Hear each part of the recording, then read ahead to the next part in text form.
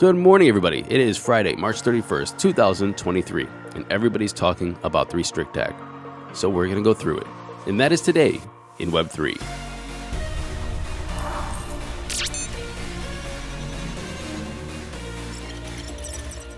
Good morning. Welcome back. So today we're going to talk about the Restrict Act. And a lot of people have been talking about the Restrict Act, but I think that I should give my opinion, go through my summary as well to make sure that we have the most information because, the more information you collect on any topic, the more you know about it.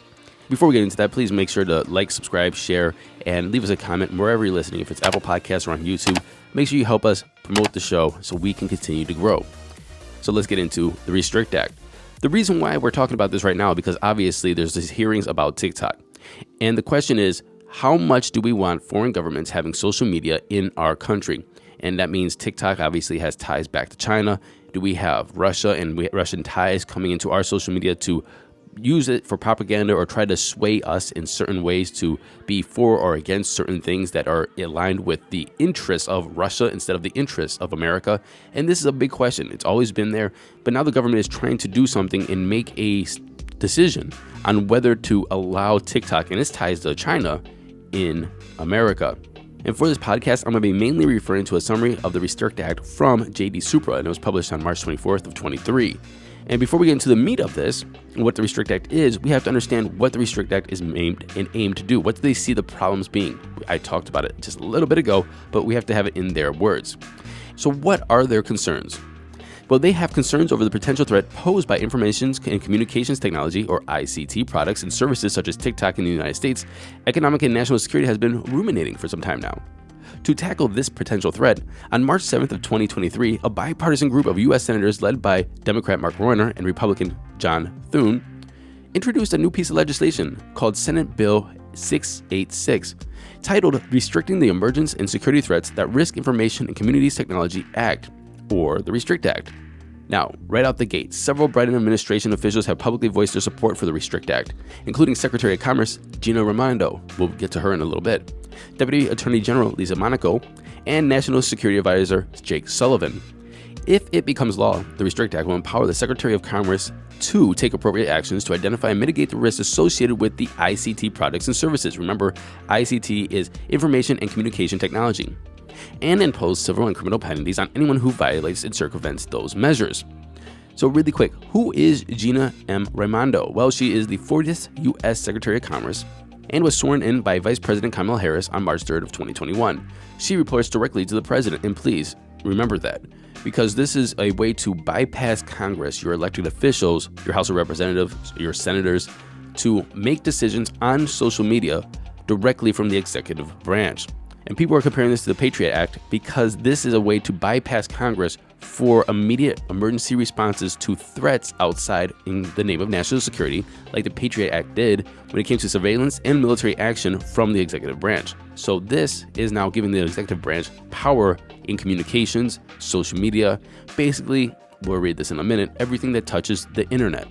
So let's break down what they say the problem is. It's the ability for tech companies, data brokers, and opaque terms of services to collect your data and weaponize it against you. Basically, they're saying foreign entities are doing this.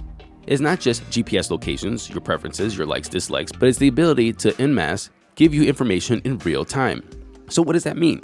We already know and have completely capitulated to every time that we mutter the word of a product, it magically shows up in our searches or on our timelines. You mentioned getting new tires on your car, and all of a sudden in Google and Facebook, you get ads for your local tire service center. Weird, right? Well, Congress understands that data and the ability to serve you real-time information about any topic based on your likes, dislikes, locations, habits, what you watch is very, very powerful. And so they want to make sure that the Chinese government doesn't have this ability. And yeah, I did say GPS. Imagine you're walking by your state house in your state, and your feed then all of a sudden starts giving you more patriotic or unpatriotic content just based off your location. What does that do to you? How does that impact your experience of just being there? What do you feel? What do you think? What pops into your mind? The latest bad news of your government or the latest good news about your state government? These are the tools that we don't know are being used right now, but I mean, if you could do it with tires, if you could do it for your local shop, ordering the next thing on the internet, you can definitely do it in other categories, not just buying stuff, not just commerce, but also patriotism, ideology, and many, many more topics. So let's get into the summary of the Restrict Act. The Restrict Act, as presently drafted, authorize the Secretary of Commerce and the President to take appropriate measures against ICT products or services, or firms providing ICT products or services that are owned or controlled by foreign adversaries. Again, let's take a look at foreign adversaries. What does that mean? They continue, that are deemed to pose an undue or unacceptable risk on national security. Such measures can range from an outright prohibition of the ICT product or service to a mitigation of the assessed risk. Importantly, the proposed legislation contemplates a review process to identify and evaluate the potential risk, giving due attention to key considerations such as critical nature of the ICT products and services to national security. A foreign government or regime is designated as a foreign adversary if the Secretary finds that it is engaged in a long-term pattern or serious instances of conduct significantly adverse to the national security of the United States or the security and safety of the United States. And look, I'm not a fan of Tucker Carlson, but he brings up a good point, as we're going to hear right here. The Secretary of Commerce and the DNI, not the Congress, get to decide what foreign adversaries are. Under this bill, if you engage in any of that with a so-called foreign adversary, as determined by, in this case, the Biden administration, that would allow the Secretary of Commerce, Gina Raimondo, and the Director of National Intelligence, Avril Haines, to decide whether you're acting in the, quote, interest of a foreign adversary. Again, that's another term that the executive branch, the Secretary of Commerce, gets to define without the interference of Congress. So if the Biden administration decides that you're doing this, then the Secretary of Commerce can then enforce, quote, any mitigation measure to address any risk arising from any covered transaction with any person or with respect to any property subject to the jurisdiction of the United States. These covered transactions can involve, quote, current, past, or potential future transactions. And the mitigation measures include, but are not limited to, throwing American citizens in prison for 20 years. So you would be allowing the executive branch to regulate speech on the internet, and if you are somehow involved with a, quote, foreign adversary, or let's say you oppose the war against Russia, you go to prison for 20 years. Now look, I'm not going to comment on the current state of things, but he does bring up a good point. What if you are against the current thing?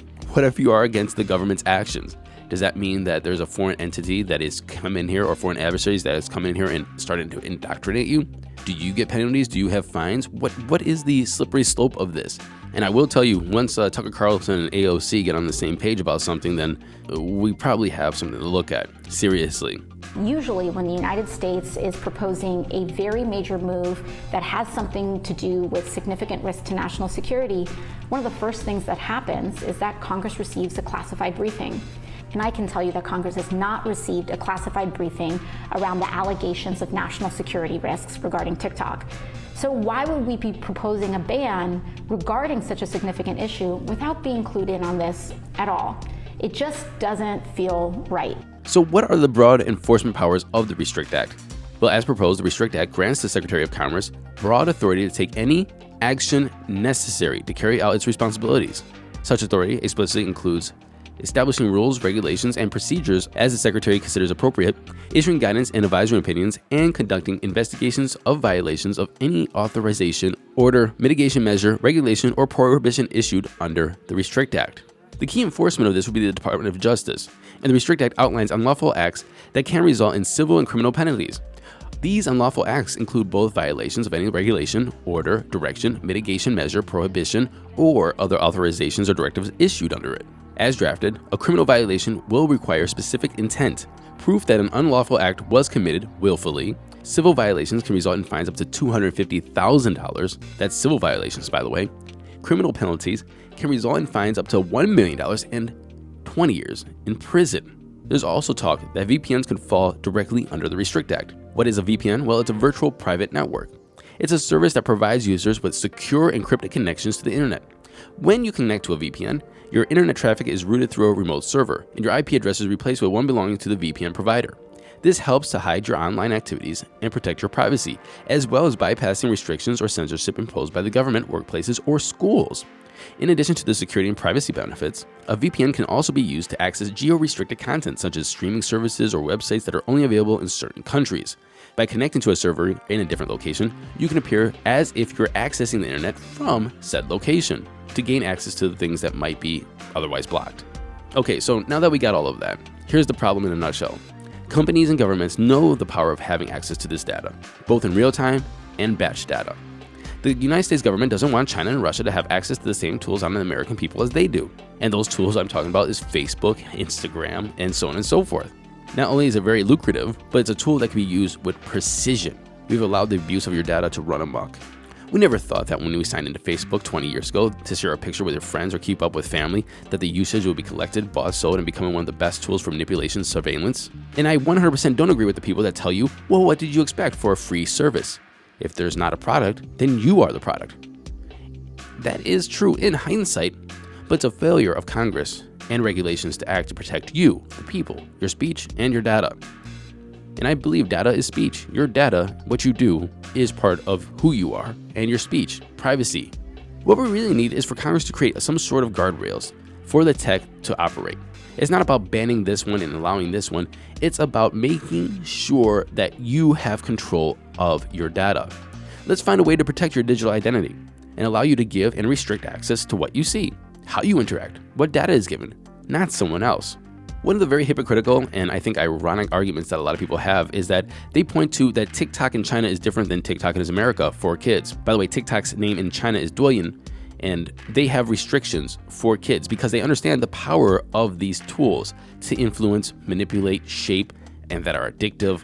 I mean, that's why I took social media off my phone, because I'm 100% addicted to it. I was spending like 8-9 hours of screen time.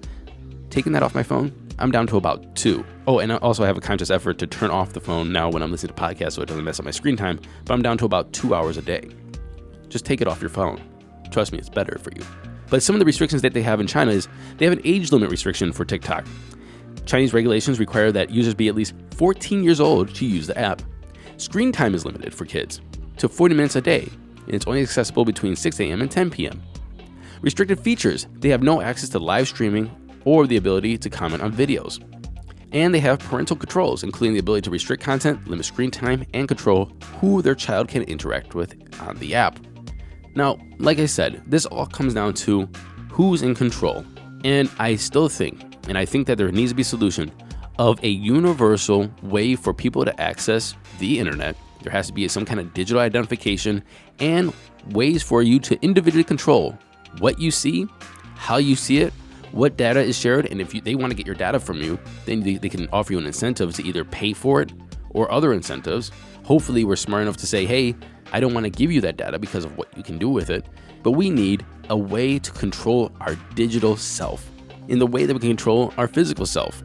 That's today in Web3, and until Monday, happy hodling everyone.